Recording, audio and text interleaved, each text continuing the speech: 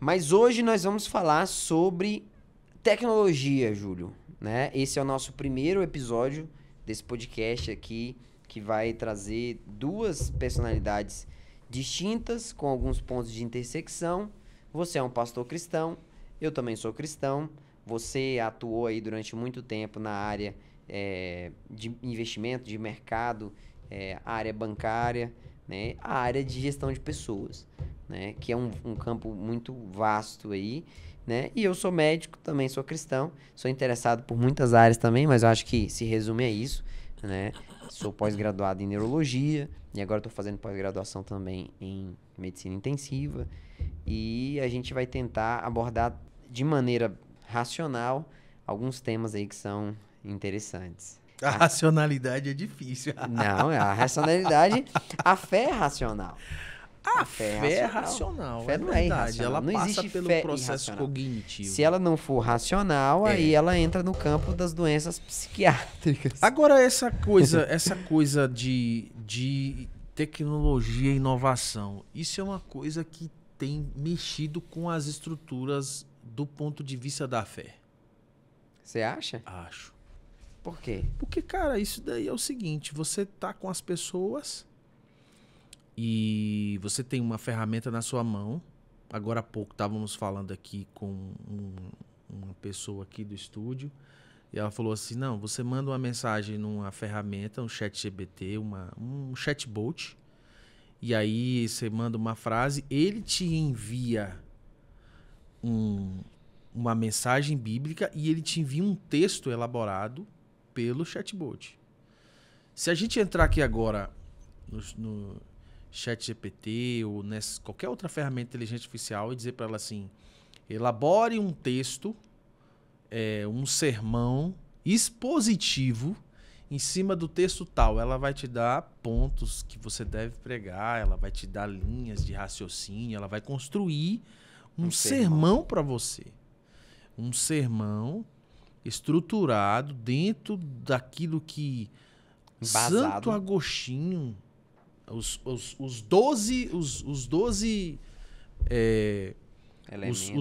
elementos que Santo Agostinho elaborou com tanta dificuldade para poder caracterizar um sermão como uma coisa que é de Deus ou não, para você refutar ou para você concordar. E aí você vai na ferramenta aqui, escreve e ela vai te dizer tudo. Isso é complicado do ponto de vista do pastoreio. Mas você acha que isso interfere de maneira positiva ou negativa? Complicado essa resposta, porque isso tem a ver muito mais com a formação de quem pesquisa do que com a ferramenta. A formação ou a intenção? A intenção, a formação intelectual. Mas como impacta muito.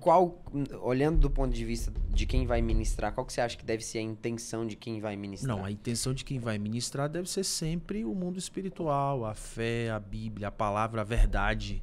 A Bíblia como verdade, Jesus como o Senhor. Essa é a premissa básica, isso é irrefutável.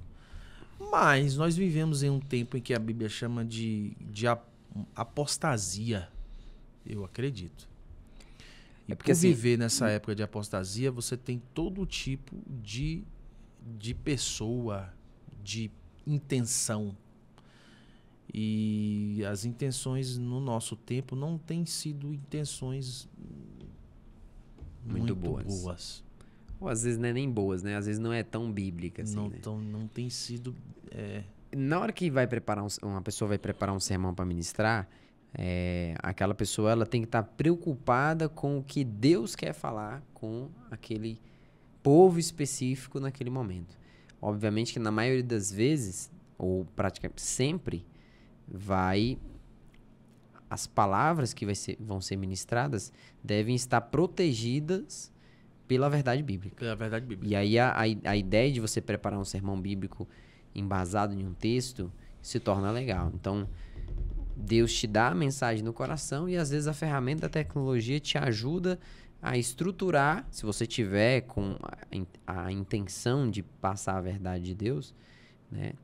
A ferramenta vai te ajudar a elaborar, a estruturar, a te dar outros textos que concordam com aquela mensagem, né? Ou até uma explicação histórica uma contextualização mais Ela profunda. vai complementar, ela vai te ajudar. Né? Exatamente. Ela vai te dar informações que muitas das vezes você, em outro momento, você teria que, às vezes, ler 1, 2, 3, 4, 5 livros. Né? Então, por exemplo, um comentário bíblico aí, se você for ler, existem alguns comentários bíblicos de alguns livros que são 300 páginas, Pois é por isso 400 páginas. É por isso que E a tecnologia resume isso para você. resume isso. É por isso que tem a ver com a percepção, com a formação. Porque eu, por exemplo, para qualquer coisa que eu vou estudar, eu prefiro eu pensar. Eu prefiro eu ir lá estudar. Ah, é 300 páginas? Eu prefiro ler as 300 páginas. Eu prefiro ir lá estudar o pensamento seu. Você é um cara pós-graduado, você está fazendo pós-graduação em UTI, você está desenvolvendo um raciocínio. Pessoas pensaram, você vai lá, vai estudar, em algum momento você vai aplicar isso na sua atividade, na prática, e você vai perceber, poxa, isso aqui eu li, eu vou lá, leio aquilo. Será que se eu fizer isso aqui, posso ter um ganho? Isso é significativo na minha observação? Isso é o elemento que eu busco. Mas isso é uma coisa minha. E isso me faz criticar o que outros falam, me faz criticar o que você fala, me faz observar de uma forma diferente. E o que nós temos hoje, por causa da tecnologia, que é uma coisa benéfica, você tem muito um raciocínio aproveitador. Vou usar esse termo para não usar um termo pejorativo. Um raciocínio aproveitador. Que aí a pessoa vai aqui, ela não pensa mais. Ela sabe o conceito. Então, sabe o conceito mais ou menos. É igual você vai clinicar. Aí a gente tem as histórias dos charlatões, né? A pessoa tem aí a manha mais ou menos, ela estuda ali e tal, tem uma manha, e ela vai e começa a clinicar. O que é? Aí você tem um vídeo no Instagram, a pessoa fala que vai no atendimento público, e é o quê? Dipirona, não sei o quê, não sei o quê. Se você receitar 3 tipos de medicação, você atende... Na maioria dos pacientes. Vamos colocar aí 70% das pessoas. 70% das pessoas. E você atende. E o que a gente tem hoje, para tudo, é esse raciocínio aproveitador. Que a pessoa chega aqui, faz uma publicação, e isso impacta na tecnologia, no acesso à saúde, vai impactar na telemedicina, na educação financeira, nas igrejas, vai impactar em praticamente tudo quando a gente fala de tecnologia de inovação. E aí você vai ter o raciocínio aproveitador. A pessoa digita aqui e ela tem um sermão. Ela digita aqui, ChatGPT vai dizer para ela, tecnologia, acesso à saúde, você vai colocar aqui como fazer isso, como fazer aquilo, e ela vai lá, ela não pensa. O que a gente tem nas igrejas? A gente tem lá na UPA, nós somos responsáveis por uma unidade médica, clínica, a gente tem lá, você tem profissionais e pessoas em todas as áreas, não é uma área de igreja. Eu sou especialista em pessoas, especialista em finanças, em toda a área. Você vai ver que tem lá as pessoas que estão saindo da academia com pouco tempo e essas pessoas têm um pensamento aproveitador. Elas têm um diploma. Elas entenderam em alguma medida que elas precisavam de um diploma. É verdade? É. Mas pergunte a elas. Eu sou professor universitário também. Dei aula de mercado financeiro, de finanças pessoais, dei aula de economia. E aí eu chegava na sala de aula, trazia um texto, preparava isso daí e tal, vai daqui, vai dali, estruturava. Eu tenho essas aulas prontas. Se eu precisar dar uma aula hoje, eu dou.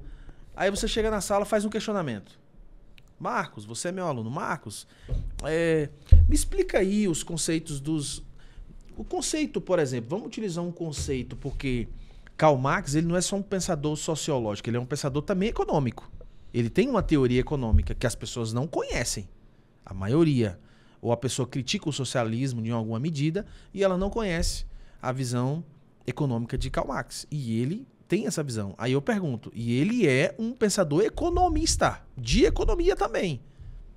As faculdades ensinam muito isso.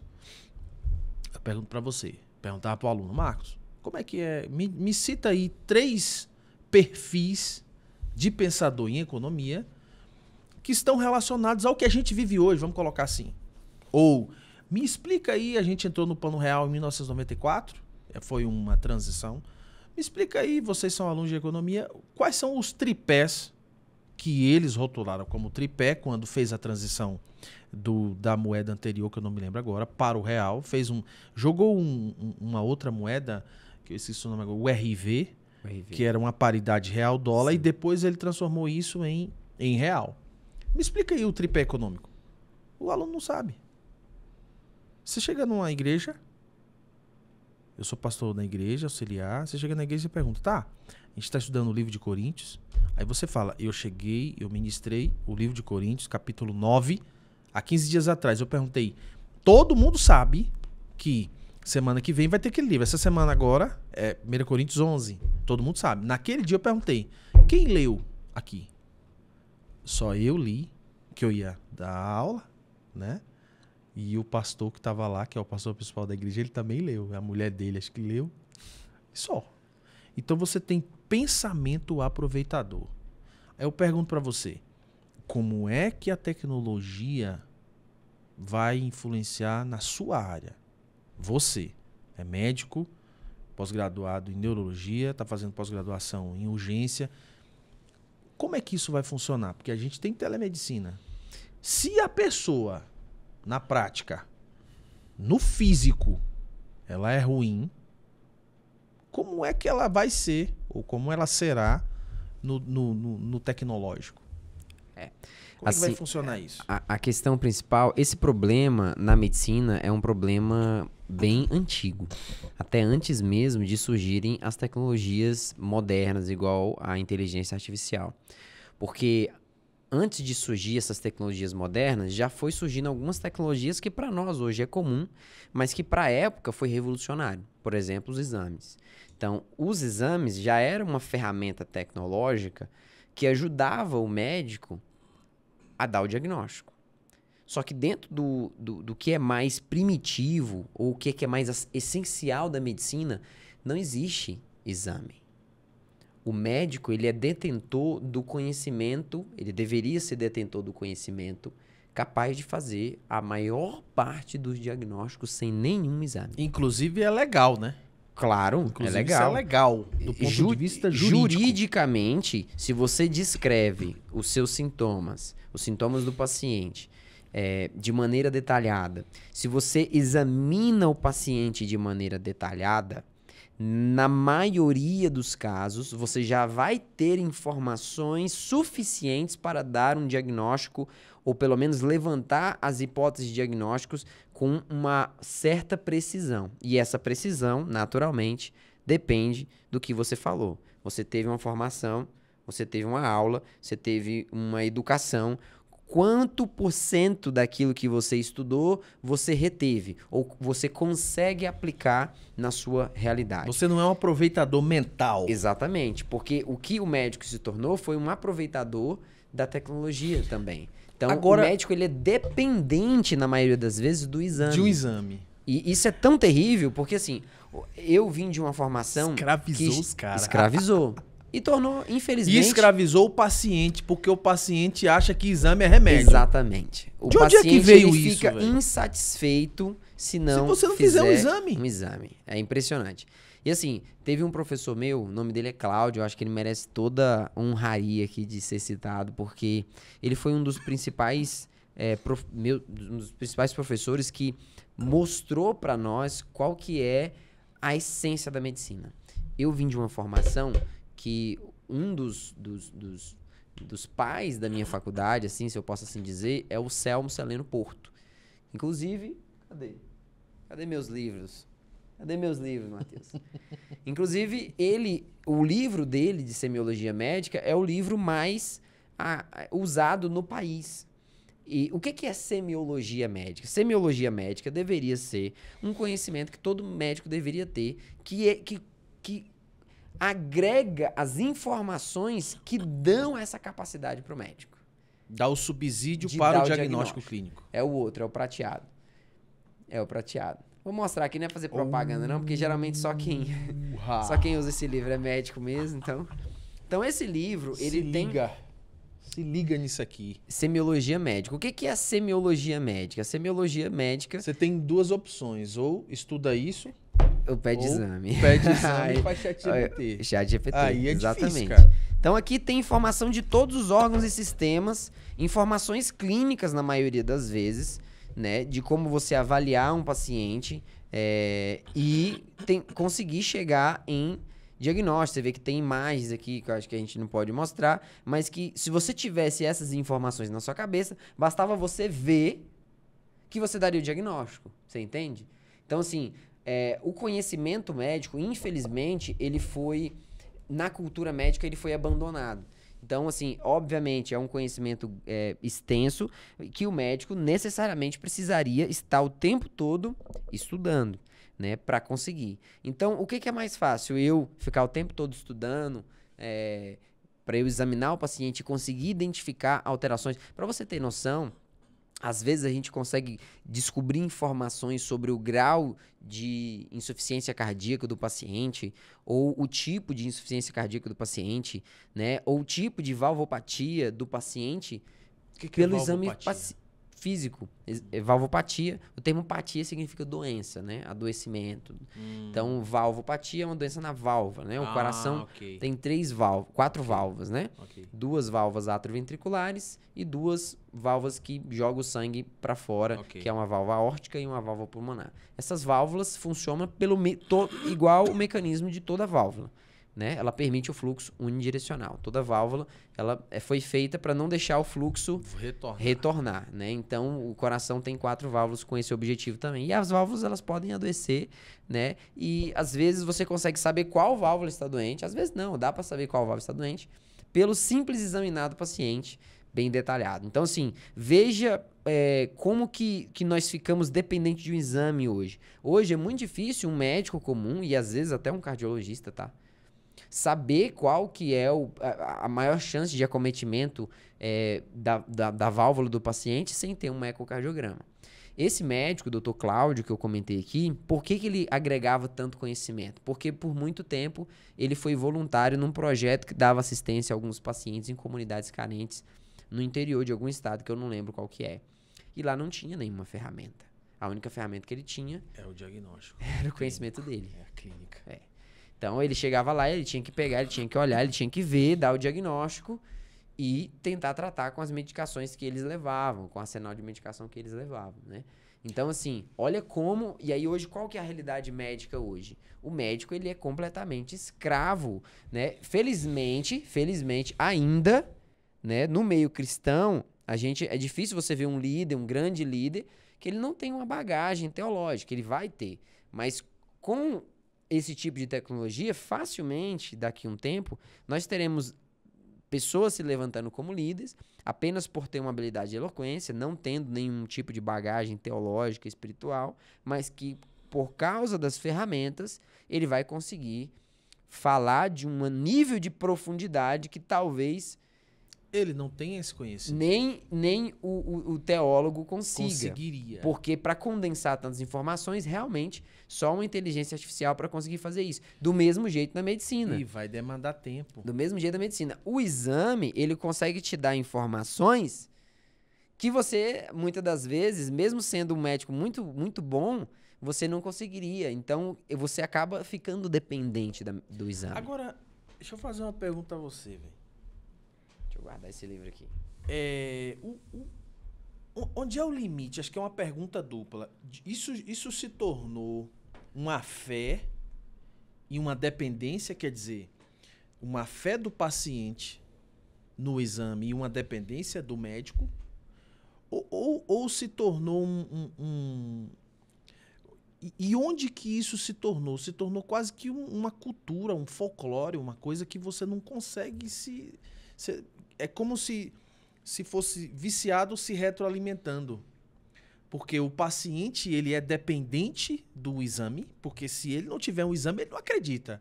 E o médico é dependente, a maioria, a grande maioria, ou grande parte, ou alguns aqui sem... A maioria. Sim, a maioria, né? A maioria. Ele é dependente do exame para fazer um diagnóstico. Então, é tipo como se fosse uma droga dupla. E aí a gente, por exemplo, eu tenho na área financeira...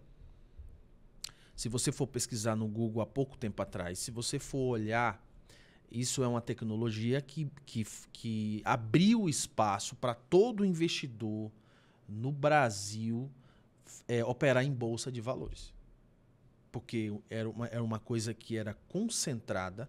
Quando a gente fazia certificação lá atrás, CPA 10, CPA 20 e tal, Ancord, você tinha as DTVMs, DTVM e eram tipos de corretora que os bancos utilizavam para poder fazer operação em bolsa de valores. Com o advento das novas tecnologias, a bolsa de valores ela se juntou, eram 3 bolsas, ficou só uma, hoje é a B3. A B3. E na B3, a tecnologia foi chegando, e aí abriu espaço para corretoras pequenas. Pequenas com grande volume de capital, mas pequena, não era de abrangência nacional. Era São Paulo, Rio. Ok. E aí, com o advento dessas novas corretoras, você veio nesse rebote os influenciadores digitais. Os influenciadores digitais, eles abriram o mercado para qualquer investidor. Atraiu os pequenos investidores e investidores pessoa física, a ponto deles começarem a ranquear pessoas operando em bolsa. E isso se deu a sistemas operacionais. As corretoras, elas construíram sistemas. Essa demanda gerou uma necessidade de ter um sistema operacional. Por quê? Porque, se eu não me engano, nos anos 2000, encerrou aquela figura do corretor, pessoa física, lá na B3, operando venda e compra pelo telefone. Se você colocar aí foto, B3, o cara, tô vendendo aqui, liga para você, e aí eu tô com ativo aqui, quer comprar? Tá, vendia, comprava. Ele operava dentro da bolsa. Hoje não é mais. Hoje tem um sistema que é... Pelo celular. Sistema operacional. Pelo celular, pelo seu notebook, você entra aqui. Tem vários. Tem a Anelógica, que tem um famoso. Tem umas outras que tem sistemas famosos, que elas te dão gráfico para você fazer desenho. Isso daí abriu uma janela gigantesca para pessoas físicas investirem, para você ver a linguagem dos tubarões, não sei o quê, você vê quem está entrando, quem está saindo. Beleza. Só que criou um problema. Criou uma estatística na bolsa dizendo que quem opera D3, quem opera day trade não ganha dinheiro. 1% das pessoas ganham dinheiro. Só que mesmo assim tem uma crença nas redes de que essa pessoa ganha dinheiro. Eu já operei muito, eu não ganhei dinheiro ainda. Né? Mas day tem trade. Uma crença, day trade, tem uma crença. É a mesma crença. Eu estou falando isso para tentar associar a essa crença. É como se fosse um vício. Uma dependência. Acho que a palavra é dependência, é uma expectativa mentirosa. O paciente tem uma expectativa de que, não, se eu não sair daqui com o exame, o que esse cara tá falando para mim é mentira. Ele vai ver, aí ele vai ver um laudo, o laudo tá escrito não sei o que, ele pesquisa logo aqui no Google. O que é isso aqui? Pá, ele chega e diz, não, já sei o que eu tenho. Ele é praticamente um médico. Exatamente. Um médico vai dizer, não, eu não posso dizer isso, porque o paciente ele vai pesquisar e se não for, vai ficar dizendo que eu não acertei. E o operador tá dizendo, não, eu vou ganhar. Eu vou ganhar. Eu vou ganhar. Hoje eu perdi ontem 1.000, mas hoje eu vou recuperar os 1.000 e ganhar mais 1.000. Como se fosse uma loteria. Como é que isso é isso mesmo? É uma fé, folclore? É o quê? Não é. Assim, o que é isso, cara? Tudo isso eu acredito que é culpa da própria classe médica, né? Existe um ranking, eu não sei ele atualizado, mas a última vez que eu vi sobre as classes sociais que possuíam maior prestígio e credibilidade na sociedade. O médico era o segundo. Você sabe qual que era o primeiro? O juiz? O juiz, ninguém tem credibilidade no juiz. É o que eu tô falando aqui. Vai dar problema isso aí. Ó. Corta isso aí. É porque juiz ainda existe o viés, porque você tá avaliando de maneira... Sua opinião tá completamente em jogo ali. O seu crédito, o seu raciocínio mental vai definir alguém se dar mal, alguém ser condenado. Inclusive, na questão criminal, o juiz não julga, né? Ele estabelece uma sentença. Exatamente. Ele administra jurados. Exatamente, isso é verdade. Mas é o bombeiro. O bombeiro, porque o bombeiro sempre vai aparecer para salvar você. Independente da situação, independente do lugar, independente de você tá. E segundo lugar, o médico. Também. Por quê? Porque cria-se que o médico era o ser né, ou o indivíduo na sociedade que estudava de maneira absurda para adquirir um conhecimento Pra que salvar iria vidas. ou aliviar o seu sofrimento ou salvar a sua vida. E o que aconteceu? O médico não é mais o segundo. O médico caiu vários rankings aí. Por que isso aconteceu? Porque o médico deixou de ter credibilidade com os pacientes. Por que isso aconteceu? Porque o próprio médico, ele não mostra essa essência de você estar diante da alma de uma pessoa para tentar aliviar o sofrimento dela. Entendi. Então, ao longo do tempo, as pessoas, e aí foi a própria tecnologia que foi usada contra o médico, as pessoas começaram a perceber que os médicos não estavam exercendo o papel que eles deveriam. Então, se ele não está exercendo o papel que ele deveria, Surgiu a dúvida. porque ninguém surge a dúvida de um bombeiro. Você nunca vai botar a credibilidade de um bombeiro em exercício em crédito. Tá pegando fogo, o cara tá lá apagando, tentando entrar lá dentro. Tem um gato em cima de uma árvore, o cara tá lá subindo em cima do poste pra... Então, qual que vai ser Quando você vai questionar um bombeiro? Nunca. O médico era da mesma maneira. Quando você vai questionar a pessoa que dedicou todo o seu conhecimento para me dar um diagnóstico, aliviar o meu sofrimento? Nunca. A não ser que ele tenha deturpado o princípio que rege aquela profissão. E foi isso que aconteceu. Então, nós, como classe médica, a gente se afastou do princípio fundamental da medicina, que é o quê? Aliviar a dor do paciente. E o aliviar a Isso é dor sério, não né? é você dar a medicação para o paciente.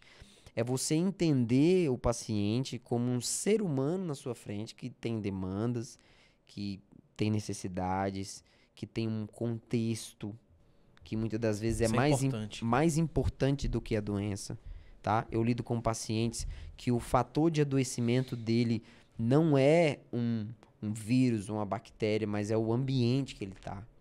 Então o médico é capaz de lidar com isso. Ainda mais agora, né? Ainda mais agora. A gente vive numa sociedade assim. Então, Pós-pandemia.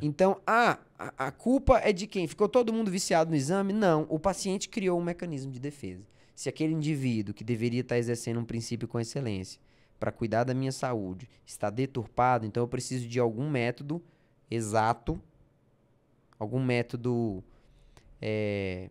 concreto que vai me dar uma informação que eu possa confiar. Antes eu confiava 100% no que o médico falava, mas já que eles estão deturpados na sua profissão, eu preciso de alguma coisa que seja exata. Eu vou confiar no Google. Aí eu vou confiar no Google. Ou eu vou confiar no exame. Porque o exame não vai mentir pra Eu mim. vou fazer uma pesquisa O no exame não Google. tá cansado. O exame não tá nem aí se eu... quem eu sou, qual a minha procedência. Ele não vai fazer juízo de valor. Entendeu? O exame, ele vai olhar pra dentro de mim e vai se esforçar pra Pra ser o identificar mais preciso o possível. mais preciso possível. Dentro das capacidades que aquele exame tem. Então, o paciente transferiu a responsabilidade de Do diagnosticar para o exame. Obviamente que, inevitavelmente, quem vai passar a medicação, quem vai prescrever, vai ser o médico, né? Porque a gente ainda tem esse conhecimento. A gente ainda é detentor desse conhecimento, né? Mas, ainda assim, muitos pacientes, você vai ouvir histórias de muitos pacientes que não confiam na receita de um médico. Vai ouvir muitos pacientes que rasgam a receita. Quantos pacientes eu já ouvi falando o seguinte: eu saí do consultório, rasguei a receita porque o médico nem olhou para mim. O que o paciente está querendo dizer com isso? Porque, sim, a credibilidade que eu dou a ele, existe alguns pré-requisitos. E o pré-requisito para uma pessoa fazer um diagnóstico, o ser humano não é simples assim para eu chegar aqui, nem olhar para você e saber o que você tem. Não existe isso. Então, se ele nem olhou pra mim, provavelmente ele não tá nem um pouco interessado em entender a minha dor, o meu sofrimento e entender o que eu tenho. Então, ele não é de confiança. Ele não é de confiança. Então, eu não vou tomar essa medicação. Você entendeu? E aí, o médico, ele se colocou numa situação agora perigosa. Por que perigosa? Porque o paciente, muitas das vezes, tem mais conhecimento sobre doença e diagnóstico do que ele. E isso é muito comum. Por quê? Porque o médico que estudou, tá 10 anos na profissão, e nunca parou para estudar de novo, o paciente que tá ali preocupado se o filho dele tá doente, se vai morrer, se não vai morrer, se é uma doença grave ou se não é uma doença grave, ele vai estar o dia todo estudando. ele vai ver 10 vídeos no YouTube. Ah, mas pode ser que desses 10, 5 é tudo mentira. Mas 5 vai ser, às vezes, um cara especialista que está produzindo conteúdo na internet, né? A gente está produzindo conteúdo aqui com seriedade. Às vezes vai ser uma pessoa séria falando muitas verdades que ele vai ouvir e ele vai absorvendo aquele conhecimento. De certa forma, ele se torna detentor, um especialista naquele assunto. Igual eu vejo muitas mães de alguns pacientes, elas entendem da doença com um nível de profundidade que se o médico for falar alguma coisa, ele vai passar vergonha. Você entende? E aí, o médico se colocou nessa posição. Porque já que agora eu não posso confiar no médico, eu sei mais informação que o médico. Na hora que eu vejo o médico fazendo coisa que eu acho que é errado... Esse aqui não vai servir. Exatamente. E aí vira uma situação caótica a saúde. Porque você imagina você ir para o único ser que pode receitar. O único indivíduo dentro da nossa sociedade que pode prescrever uma medicação é o médico. Então, todas as pessoas, né? Eu não lembro quem falava isso, mas existem 2 lugares que você vai mesmo que você não queira. Que é no cemitério e em um hospital. Todo mundo. Provavelmente vai em um hospital ou no cemitério. Num hospital. No cemitério ou no hospital. Então, assim, inevitavelmente, em algum processo de adoecimento ou de doença, você vai chegar diante de um médico. E ele é o responsável por prescrever. Mas imagina se você estudou e você sabe qual que é o melhor tratamento para você. Porque isso é possível. E aí você chega no médico e agora você coloca em xeque o que o médico está prescrevendo para você com o conhecimento que ele está prescrevendo. Então veja não é o que você a crise. Sabe que é bom. Olha só, observa como essa crise ela não é só da classe médica. Vou te dar um exemplo. O pastor que não estuda a Bíblia mais, que só usa a inteligência artificial. Chega o cristão para fazer um aconselhamento bíblico. Um cristão que estuda a Bíblia todo dia, que ouve 10, 20 pregações de 10, 15 caras diferentes, especialistas, estudiosos, teólogos, faz devocional todo dia, lê a Bíblia todo ano, chega diante do pastor para fazer um aconselhamento bíblico. E o pastor começa a falar coisas que ele que estudou sabe que é besteira. Então, é um grande problema. Você tá vendo? Tipo assim, e isso que acontece na medicina... Acontece... em qualquer lugar. Acontece em qualquer lugar. Dentro da igreja, é um pouco pior porque... Essa é a questão da tecnologia, né? A questão da tecnologia. Então, se a pessoa ela não voltar para a essência da coisa e usar a ferramenta da tecnologia como um instrumento adicional, complementar... Dentro da medicina, a gente fala que os exames eles são... complementares. Não é exames principais, primordiais, essenciais. Exames complementares. Porque é para complementar. A tecnologia é para complementar alguma coisa que deve existir. Então, do mesmo jeito, dentro da fé cristã, dentro do pastorado, né? A tecnologia ela deve complementar. Ela deve te auxiliar em alguma coisa. Mas tem que ter alguma essência ali que deve superar isso. Porque senão você vai criar pessoas, primeiro, decepcionadas com o exercício da sua profissão de fé ou o seu exercício profissional.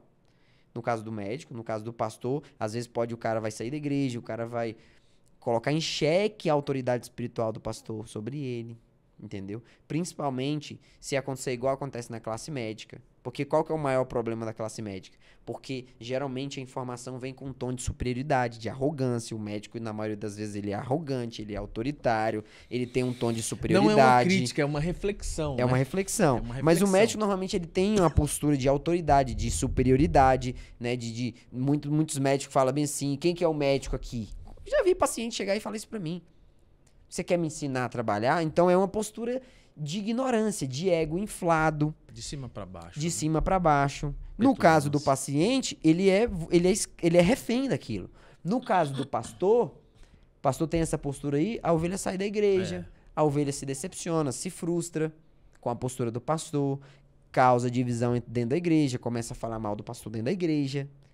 Então, veja como quando você está numa posição de referência, né, que as pessoas dependem de você até certo nível, e é por isso que a Bíblia não recomenda que você esteja nessa posição, você não pode sair da essência daquilo. Se você usar a tecnologia e a tecnologia tirar você da essência, a catástrofe a partir daquilo ali é incalculável. Iminente, né? É incalculável. E é iminente, vai acontecer. Vai acontecer. Você entendeu? Então, assim, o médico... Aí você me pergunta assim, ó. Será que a gente consegue recuperar isso? Eu acho que não. Porque a tecnologia... Porque você sabe que já existe inteligência artificial só para a área da medicina, né? O Whitebook é uma ferramenta que quase todos os médicos usam. Você vai lá, ele já tem a aba de inteligência artificial. Você coloca o sintoma, ele já te dá as hipóteses diagnósticas. Você coloca o paciente tá sentindo, e se você botar... Você põe as hipóteses, e ele, às vezes ele já te faz uma pergunta para tipo assim, mandando você examinar. Tipo assim, tem dor na palpação, a descompressão? Aí o médico fala, não examinei o paciente, deixa eu ir lá. Volta aqui que a inteligência pediu para eu te examinar. Eu não fiz o que a inteligência mandou. Eu não fiz o que a inteligência sabe que precisa fazer para fazer o diagnóstico. Pra fazer o diagnóstico. Aí você vai lá, doeu. Aí você vai lá no negócio, pode que doeu. Doeu. Aí a inteligência te dá o diagnóstico. Então, pra você ver... Eu acho, sabe o quê? Como que a gente tá.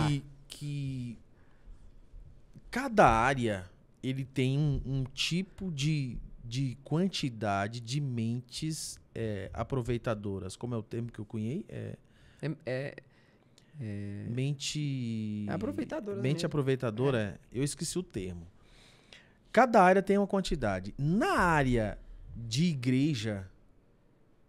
na área ministerial, tem uma certa vantagem para o pastor, que não deveria ter, porque Paulo recomenda, o livro de Atos recomenda que você deve examinar a si mesmo, examinar as escrituras, examinar quem está falando, examinar a profecia, criticar o que está sendo dito e então se posicionar, tomar uma decisão. No meio cristão religioso, está tendo um distanciamento desse examinar.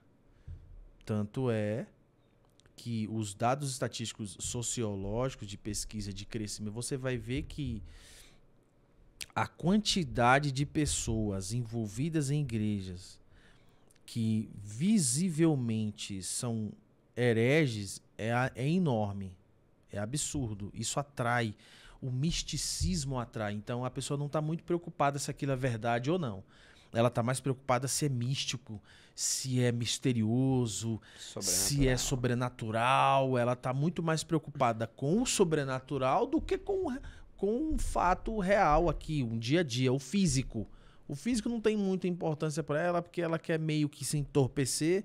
É meio como se fosse uma droga. Ela quer se entorpecer no sobrenatural, porque ela quer fugir de uma realidade que ela vai enfrentar na segunda-feira. Então ela quer uma injeção, uma descarga motivacional, muito mais do que uma coisa bíblica e espiritual. No nosso meio, que é nosso, de nós dois como cristãos, mas no meio de igreja enquanto ovelhas e líderes espirituais. Tem uma defasagem nisso aí, porque as ovelhas, elas não estão muito conectadas com essas exigências bíblicas de entendimento. De que ela precisa aprender isso, de que ela precisa saber disso, porque a Bíblia diz que, como a Bíblia diz que a salvação é individual, a responsabilidade pela salvação da ovelha não é minha, é dela. Claro. A minha responsabilidade, e olha que a minha responsabilidade é a responsabilidade de todos, que é a responsabilidade de pregar, Mateus capítulo 28, de fazer discípulos. Isso do ponto de vista de quem ensina, a Bíblia vai dizer que vai ter uma cobrança maior. Aquele que ensina, ele vai ser cobrado de uma maneira diferente. Então eu não posso deixar de ensinar. Porém, em outras áreas, isso já é um pouco mais exigido, que é no caso do médico. A pessoa que chega lá, ela tem muito mais medo de morrer do que de eu dizer para ela uma heresia. Exatamente. Né? A pessoa, em alguma área, por exemplo, a área... Por isso que muitos seguem a receita. A maioria vai seguir a prescrição do médico, porque ainda assim ele tem mais medo de ele ter algo e não tratar. E não tratar, do que ele... Do que ele confiar no médico ali, que às vezes pode ser um picareta. Exatamente. Aí, se você vai para a área de gestão de pessoas, você vai ter pessoas que elas têm um comportamento padrão, e que tem a ver, tem a ver com a questão emocional, mas tem a ver realmente com a questão da pessoa, que ela não quer mudar. Não, eu nasci assim, eu cresci assim, vou morrer assim. Gabriela. E aí a pessoa, você orienta, tal, ela não muda. Ela é uma pessoa que não se atualiza. É uma pessoa que não se adapta aos ambientes. A característica principal do ser humano é a adaptação. Sim. Todo lugar que você vai, você se ajusta aqui, você se adapta e segue o barco. Você fica mudando de ambientes para outros, porque é uma pessoa que não... Você dá o feedback, você dá uma orientação, a pessoa não muda. Se você vai para uma área de finanças, por exemplo, aí é outra área que a pessoa tem que aprender. E aí ela fala, não, mexeu aqui no meu bolso, peraí. Você não vai mexer assim, embora existe uma cultura no nosso povo, o povo brasileiro, de ganho fácil, né? Então, a expectativa do ganho fácil faz com que as pessoas abram a guarda e ela não está preocupada com conhecimento, com informação. Ela simplesmente vai lá e mete o dinheiro no tigrinho e bota o dedo para poder ganhar. Ela não pesquisa de onde é. Onde é que está sediada essa empresa? Em Singapura, na Malásia. Isso aqui vai me pagar como? Esse dinheiro vem de onde? As pessoas não fazem esse questionamento porque elas querem o dinheiro. Ela está ávida ali, essa é a expectativa dela. Então, esses são os aproveitadores mentais, esses aproveitadores de ferramenta tecnológica, que em alguma medida são mais em setores A e B e menos em setores C e D. Isso faz com que a gente, nas igrejas, no trabalho pessoal, no geral, por exemplo, homens, nossa realidade atual, a gente consegue perceber, eu como selecionador de RH, você consegue perceber que as mulheres elas estão se qualificando mais do que os homens.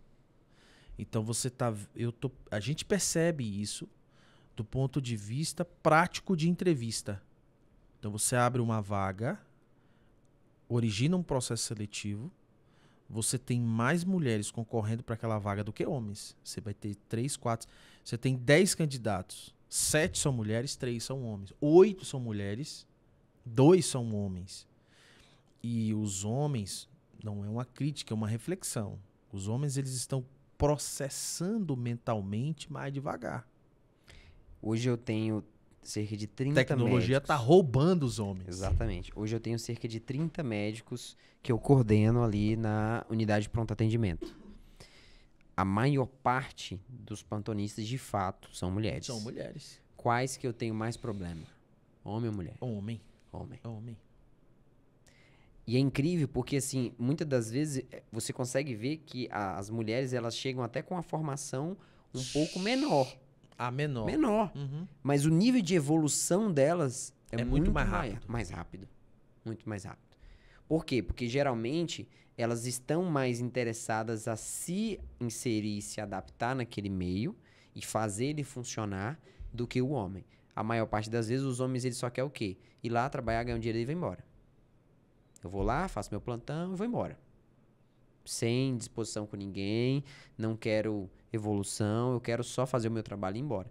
A maioria das mulheres não, elas utilizam desse trabalho para se destacarem, para serem as melhores. Naturalmente, as mulheres, elas conseguem criar, naturalmente, um ambiente de disputa entre elas, que é inconsciente, mas você vê que tem a disputa de quem vai mais arrumada, de quem vai mais maquiada, né, de quem tá com o look mais bonito.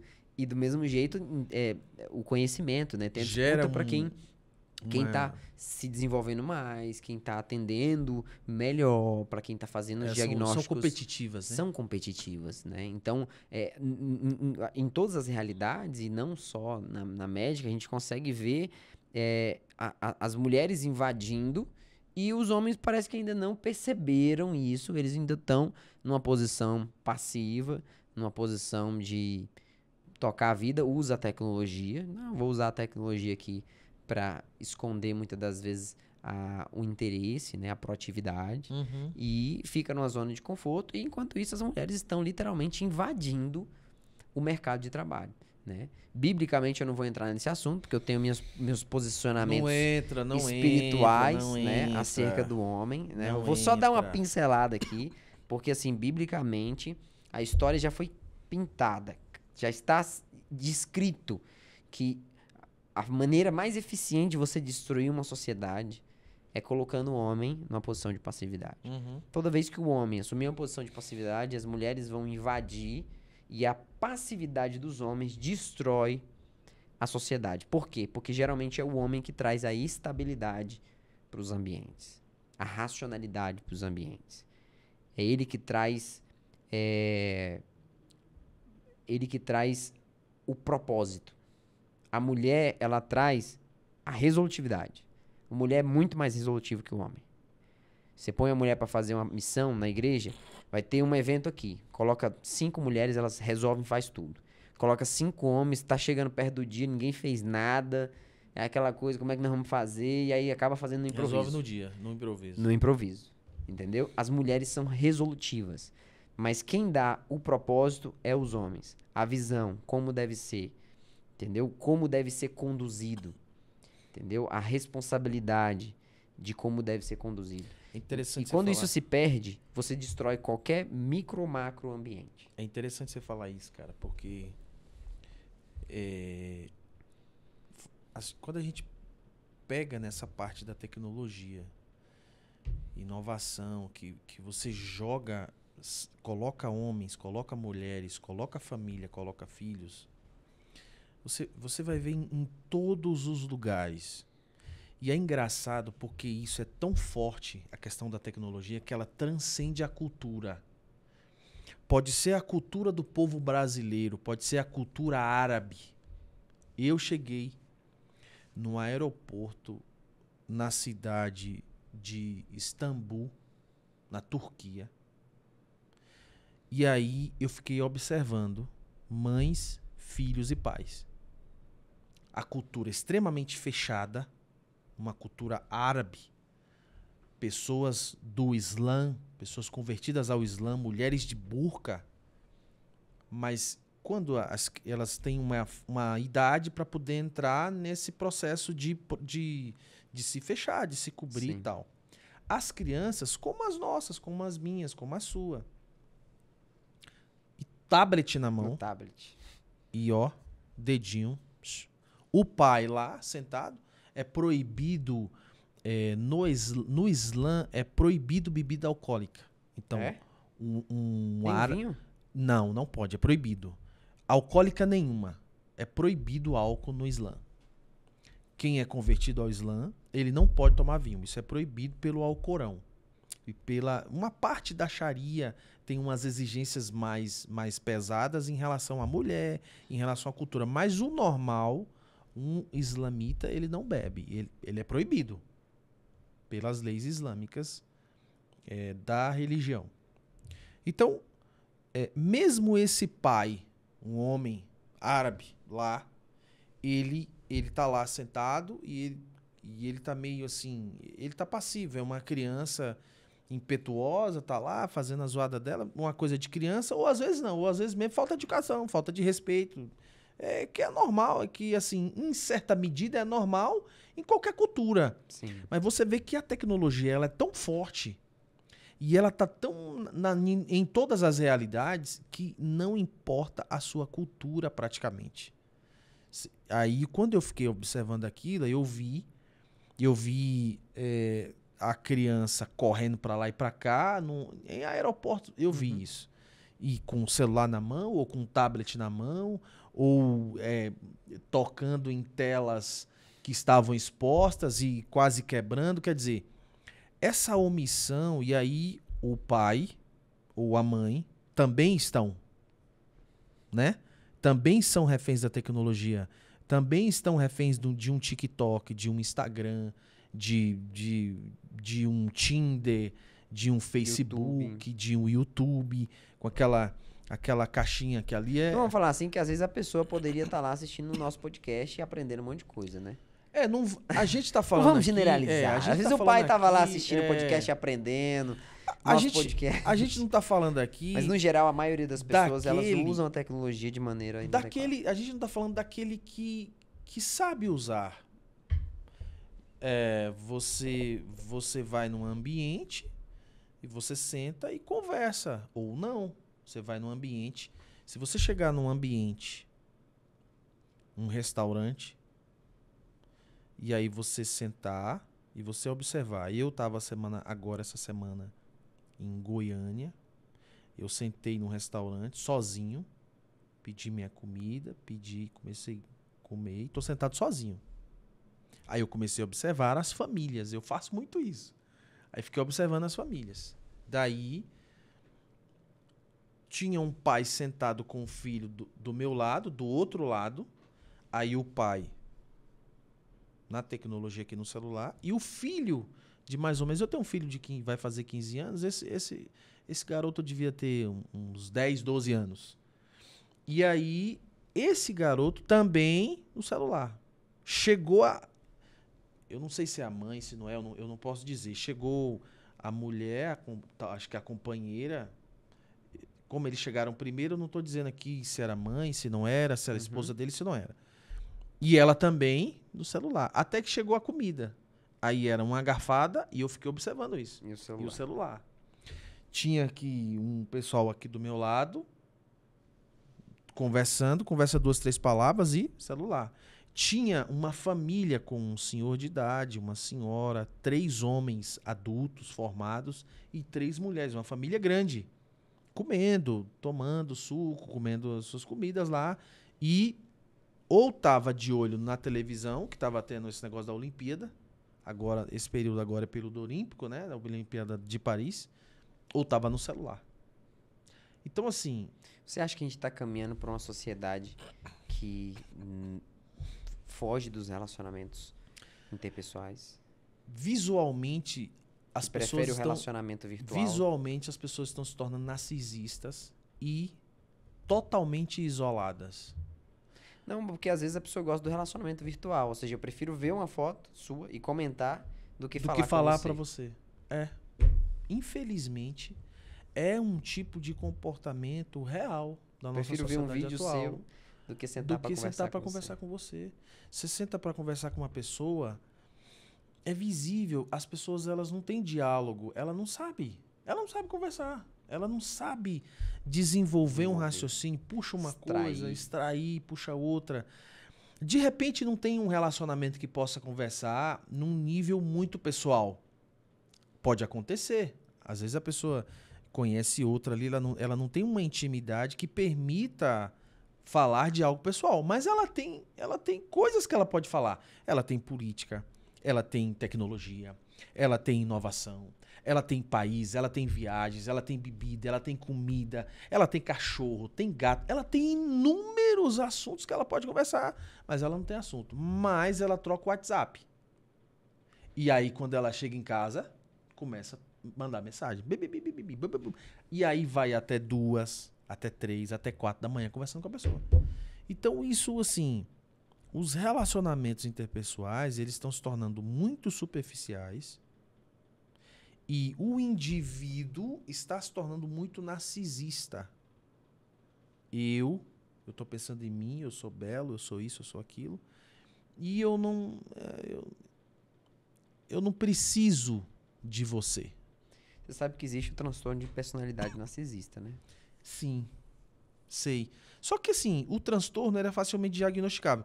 O que eu vejo também... A diferença do transtorno, para o que a gente vê muito na sociedade, é que no transtorno o paciente sofre bastante com aquilo. Né? Ele tem essa ideia narcisista de si mesmo, né? Ele gosta de se sentir o centro das atenções e o ser mais importante do universo, mais belo, e isso afeta ele de maneira negativa, faz ele sofrer. Não é legal. A maioria de nós tem aspectos de personalidade narcisista e tem prazer com isso. Tem prazer com isso. Esse é o dilema.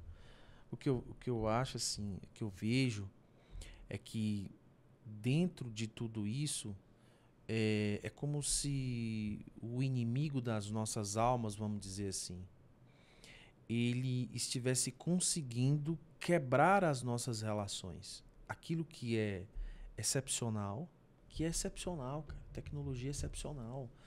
Aonde que eu estava aqui... Teve um dia, quando não existia o WhatsApp, eu fiquei impressionado. Eu trabalhava numa empresa de de celulares, a gente comercializava planos de empresariais. E aí, uma pessoa entrou em contato comigo do call center. Eu estava em uma cidade, ela ligou para mim da capital.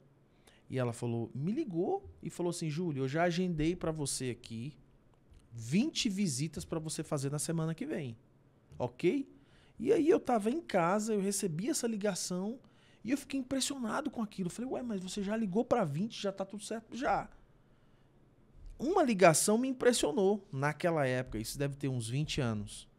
Hoje, eu tô conversando com uma pessoa aqui no WhatsApp.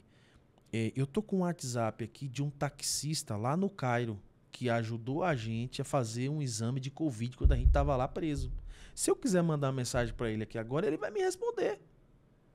O guia turístico, o cara tá lá no Cairo agora, a gente vai falar aqui em árabe, ele vai falar em árabe, eu vou falar em português, eu jogo aqui na tradução, já traduz na hora, eu tô conversando com o cara, eu não sei nada de árabe.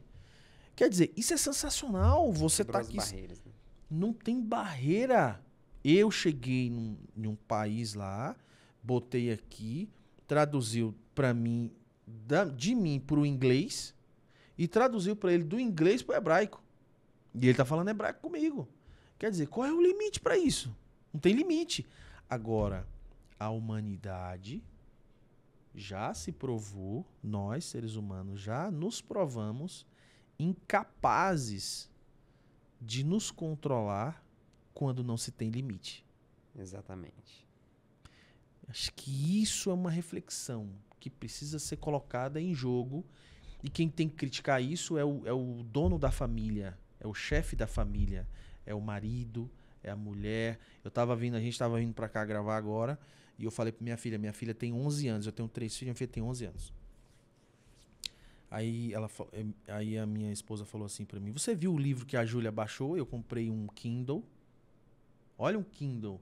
Você precisava... Olha o tamanho desse livro. Não sei quantas mil páginas. Eu comprei um Kindle. E aí você baixa livro. Vai ler livro à vontade. E ela baixou um livro lá que tem uma cena de sexo no livro.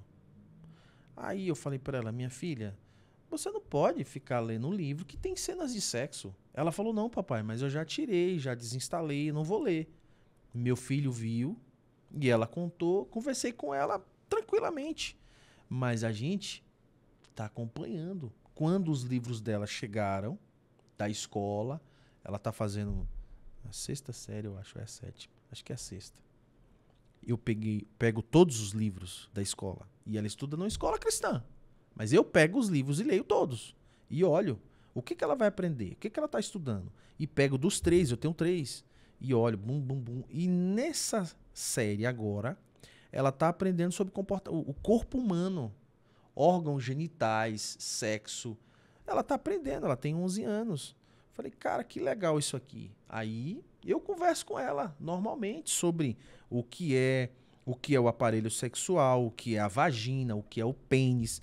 Eu não falo esses termos. Na minha casa eu falo o termo normal, que é o termo que fala. Uhum. Isso aqui é termo científico, bonitinho, para ficar legal numa transmissão, né, de podcast. De podcast. Mas na minha casa eu falo como eu sou o chefe da minha casa. Eu não falo assim. Eu não falo bonitinho, eu falo rasgado mesmo. Que é o que ela vai ouvir na rua. Na rua ela não ouve pênis. Exatamente. E nem ouve vagina. E aí eu converso com ela normal, na moral, tranquilamente. Então, isso aqui não tem limite. Quem tem que estabelecer os limites são os detentores da administração familiar. O pai e a mãe. E se a gente não construir isso nessa geração agora, a tecnologia vai nos destruir. Vai destruir a gente. Vai nos destruir. Porque não tem limite. Todas as vezes que não teve limite, o ser humano cuidou de se destruir. De se destruir. Facilmente. Maravilha, eu acho que a gente conseguiu falar de muita coisa aí, né? Top. Um alerta aí pra nós, né? Independente se você está usando a tecnologia na sua profissão, no seu ministério, e principalmente dentro da sua casa, dentro da sua família, dê uma atenção redobrada se você não está perdendo a essência do que é família. Não está perdendo a essência do que é ser médico. Não está perdendo da essência do que é ser pastor. Do que é ser um ministro, né? Porque se você estiver deixando, se estiver perdendo a essência, provavelmente aquela tecnologia ela está destruindo você, ou destruindo a sua família, ou destruindo o seu ambiente familiar. Educação sempre foi e sempre será responsabilidade da família. Existe a escola. É uma ótima ferramenta, é uma tecnologia. Certo? Certo. Mas se você não monitorizar, você muitas das vezes vai estar... seu filho vai estar aprendendo algo que você não quer que ele aprenda. Não quer que ele aprenda. Exatamente. Então, é nossa responsabilidade. Acho que a mensagem final aí, né, Júlio? Pra gente entender que a tecnologia é boa, mas ela é perigosa. E agora já é perigosa. Imagina com o advento das tecnologias imersivas. Vision Pro, que você consegue criar a sua realidade. Então, agora a realidade está ruim, você cria a sua, põe o seu óculos, você entra dentro da sua realidade. Isso é muito perigoso, né? É útil, dependendo do contexto, e é muito perigoso. Então, a gente... As vidas dos influencers, né? A pessoa vive em função de alguém que está divulgando algo que ela não necessariamente é uma verdade. É uma coisa que ela produziu, pode ser um personagem, como não é uma televisão, então você não consegue distinguir o que é um personagem e o que é uma realidade. Aí a pessoa entra em um processo depressivo, porque ela está usando a tecnologia que é um Instagram, um Facebook, está acompanhando a vida de alguém, essa pessoa mostra algo para ela que não é aquilo ali. E aí ela fica naquela ilusão de que aquilo seja verdade. Isso é perfeito do ponto de vista do que não é real. A realidade, eu tenho dito isso aí. É interessante isso. A vida não é como a gente pensa. A vida é diferente. Vai para a realidade, vai conversar, pega em alguém, pega na mão de uma pessoa, discute com ela, abraça essa pessoa, fala com ela alguma coisa para ela ouvir, ou de bom, ou de ruim, ou faz uma crítica para ela, faz um elogio para alguém, visualmente olha no olho da pessoa, não manda uma mensagem não. Esses dias eu estava vindo de um lugar, eu lembrei, eu falei, cara, tem algumas pessoas que faz tempo que eu não ligo. Eu peguei o telefone e comecei a ligar. E aí, tudo bom? Conversou. Liguei para outro. É só mensagem. WhatsApp. Uma coisa básica. Aniversário. Que dia foi que você ligou para o seu amigo aniversariante que está fazendo aniversário? Ninguém liga. Inclusive, vou ter que ligar para um hoje. Ninguém aí o podcast liga. Não vai ao vivo, ninguém liga. Você manda a mensagem, parabéns. Copia na internet. Tal, pega na internet, copia. Bota uma foto antiga no Instagram. Bota lá, parabéns, não sei o que e tal. Cara, isso é legal, isso é muito bom. Mas se você ligar pra essa pessoa, se ela estiver na cidade, você for lá e pegar na mão, abraçar, dar um beijo. Essa é a realidade. Fala, caramba, isso aqui é a vida real. Isso aqui é um toque, é alguém que tá precisando às vezes tá lá, tá todo mundo feliz no Instagram e tal, feliz aniversário, o cara tá lá depressivo, tá em casa ruim, mausaço, porque naquele dia ele não tem dinheiro, naquele dia ele não pode fazer um bolo, naquele dia ele queria viajar, tava com sonho, planejou, não pôde viajar, o cara tá triste, cara. É aniversário dele, mas ele tá mausaço. Ele precisa de uma pessoa para ir lá, um amigo. Aí você fala que é amigão, que fez isso, que fez aquilo, e a pessoa tá triste. Então, essa reflexão, isso que você está puxando, a reflexão a tecnologia é sensacional. É maravilhoso, é perfeito, é top demais. Eu fico vidrado. Nós ficamos, né? Sim. Mas eu queria comprar um Vision Pro. Mas é perigoso. Mas a vida é diferente. Realidade não é. A vida não é como a gente Realidade pensa. Não é virtual. Não é virtual. A realidade, ela é física, é a matéria, né? É o sentimento. Essa tentativa de sair da realidade, isso é uma mentira do inimigo. É enlouquecedor, né? Isso aí é um engano. Exatamente. Na verdade, entra inclusive dentro de alguns conceitos de doença psiquiátrica, né? É uma pessoa que tem uma percepção deturpada da realidade. No caso, nós estamos já querendo criar uma percepção deturpada da realidade para viver nela, né? Legal, muito bom. Acho que É sempre bom falar sobre assuntos que mexem com a gente do ponto de vista prático, né? Expor aqui, eu expus aqui coisas dentro da realidade médica, da realidade profissional que eu exerço, né? Mas eu não posso ser hipócrita de dizer que é diferente, né? Do mesmo jeito da realidade pastoral, e que a gente possa sempre ter o empenho de não perder o princípio, não perder a essência. Acho que isso Vigiem. Vigiem. Vigiem. Certo? Obrigadão, Certíssimo. pessoal. Até a próxima. Abraço. Valeu. Tamo junto.